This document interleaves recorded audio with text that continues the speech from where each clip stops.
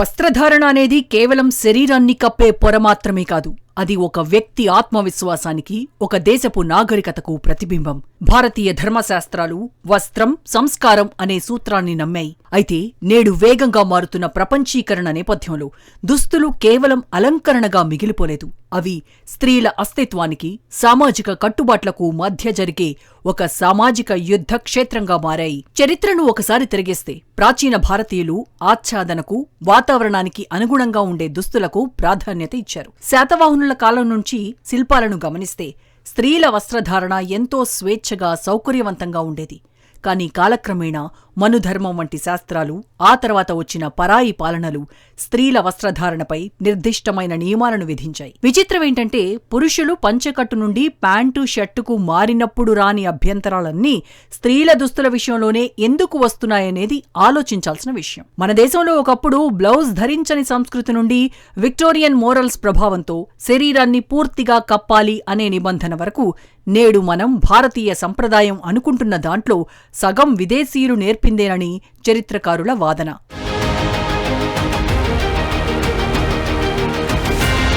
నేటి సినిమా ప్రపంచంలో ఆడియో ఫంక్షన్ల వద్ద హీరోయిన్లు ధరించే దుస్తులు ఒక ట్రెండ్ సెట్టర్గా మారుతున్నాయి. తెరపై గ్లామర్ పండించడం వృత్తిలో భాగం.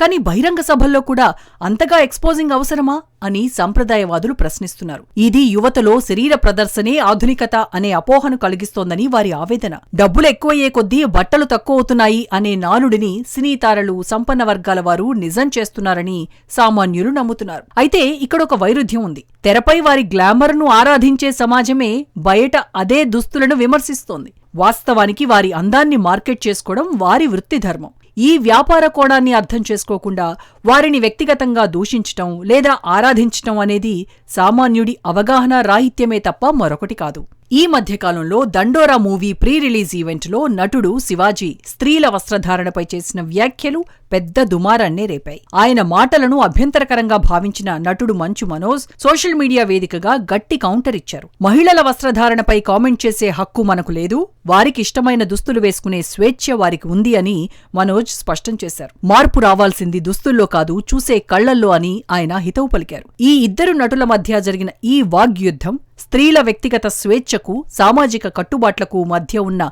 సన్నని గీతపై ఒక బహిరంగ చర్చకు తెరలేపింది. స్త్రీలు తమ పరిమితులను అతిక్రమిస్తున్నారు అనే ధోరణిని మహిళా హక్కుల కార్యకర్తలు తీవ్రంగా తప్పుపట్టారు. ఇది పురుషాహంకారంతో స్త్రీలను నిర్బంధించాలనే ప్రయత్నమని విమర్శించారు. ఈ వివాదం నేపథ్యంలో మహిళలు "it's my body, not yours" అనే నినాదాన్ని బలంగా వినిపించారు. ప్రముఖ నటి అనసూయ వంటి వారు "మా బట్టలు మా ఇష్టం" అని సోషల్ మీడియా వేదికగా స్పందించారు. రాజ్యాంగం కల్పించిన స్వేచ్ఛను ప్రశ్నించే హక్కు పురుష సమాజానికి లేదని, ఒక అమ్మాయి దుస్తులను బట్టి ఆమె శీలాన్ని నిర్ణయించే అధికారం ఎవ్వరికీ లేదని వారు గట్టిగా వాదిస్తున్నారు. మరో కోణమేంటంటే, అంతర్జాతీయ మార్కెట్ నేడు స్త్రీ శరీరాన్ని ఒక కమోడిటీ అంటే వస్తువుగా చూస్తోంది. వెస్ట్రన్ బ్రాండ్లు మన దేశంలోకి ప్రవేశించి తక్కువ వస్త్రం, ఎక్కువ ఫ్యాషన్ అనే సూత్రాన్ని ప్రచారం చేస్తున్నాయి. దీని వెనక వేల కోట్ల వ్యాపారం దాగుంది. ఈ మార్కెట్ మాయాజాలంలో పడి మన దేశీయ చేనేత, హుందాతనాన్ని ఇచ్చే సాంప్రదాయ వస్త్రాలు వెనకబడిపోతున్నాయి. ఫ్యాషన్ పేరుతో వస్తున్న ఈ మార్పులు కేవలం అభిరుచికి సంబంధించినవి మాత్రమే కాదు, ఇవి ఆర్థిక వ్యవస్థను, మన స్థానిక ఉపాధిని కూడా దెబ్బతీస్తున్నాయి.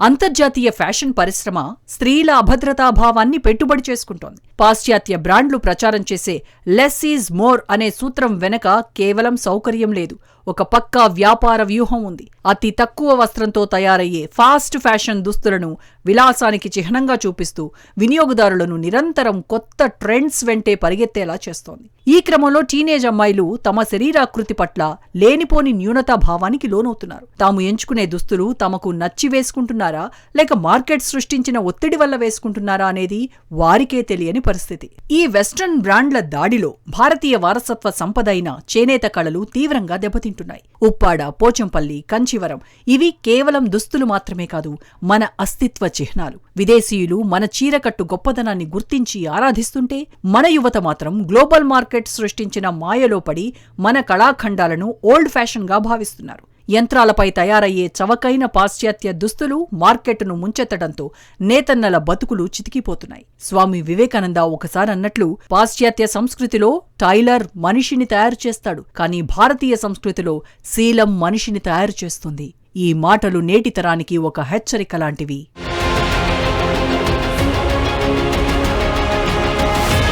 దుస్తులు అనేవి ధరించిన వారిలో ఒక విధమైన మానసిక పరివర్తనను తెస్తాయన్నది నిజం. అయితే అమ్మాయిలు పొట్టిబట్టలు వేసుకోవడం వల్లే అనర్థాలు జరుగుతున్నాయి అనే వాదనలో పసలేదు. సమస్య దుస్తులది కాదు, చూసే దృష్టిది. భారత రాజ్యాంగంలోని ఆర్టికల్ 19, 21 ప్రకారం వస్త్రధారణ అనేది వ్యక్తిగత స్వేచ్ఛ. కానీ అదే రాజ్యాంగం రీజనబుల్ రెస్ట్రిక్షన్స్ అంటే సహేతుకమైన పరిమితులను కూడా సూచిస్తుంది. సమాజంలో సెలబ్రిటీలుగా ఉన్న వారికి బాధ్యత ఎక్కువ ఉంటుంది. వారు వేసే ప్రతి డ్రెస్ లక్షలాది మందిని ప్రభావితం చేస్తుంది. కాబట్టి సందర్భోచితంగా వ్యవహరించడం వారి కనీస బాధ్యత అని పెద్దల వాదన. గ్లోబల్ కంపెనీలు విమెన్ ఎంపవర్మెంట్ పేరుతో స్త్రీలను తమ బ్రాండ్ అంబాసిడర్లుగా మార్చుకుంటున్నాయి. కానీ నిజానికి అవి స్త్రీలను కేవలం వినియోగదారులుగా మాత్రమే చూస్తాయి. నిజమైన సాధికారత అనేది బట్టల పొడవులో ఉండదు, ఆర్థిక స్వేచ్ఛలోనూ ఆలోచనా విధానంలోనూ ఉంటుంది. ప్రముఖ రచయిత్రి పి. సత్యవతి చెప్పినట్లు, వస్త్రధారణ అనేది ఒకరిని రెచ్చగొట్టడానికి కాకుండా తనను తాను గౌరవించుకోవడానికి, కంఫర్ట్గా ఉండటానికి ఉపయోగపడాలి. ఆధునికత అంటే పాతని అసహించుకోవడం కాదు, కొత్తని మన సంస్కృతికి, మన శరీరతత్వానికి అనుగుణంగా మలుచుకోవడం.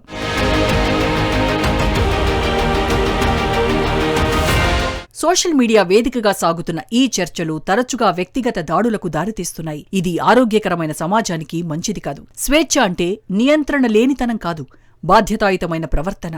ఒకరి స్వేచ్ఛ మరొకరి అసౌకర్యానికి కారణం కాకూడదు. అదే సమయంలో సంప్రదాయం పేరుతో స్త్రీని అణచివేయడం ఎంత తప్పో, ఆధునికత పేరుతో అసభ్యతను సాధారణీకరించటం కూడా అంతే తప్పు. వస్త్రధారణ అనేది సందర్భోచితంగా, గౌరవప్రదంగా ఉండటం వల్ల వ్యక్తికి, సమాజానికి మేలు జరుగుతుంది.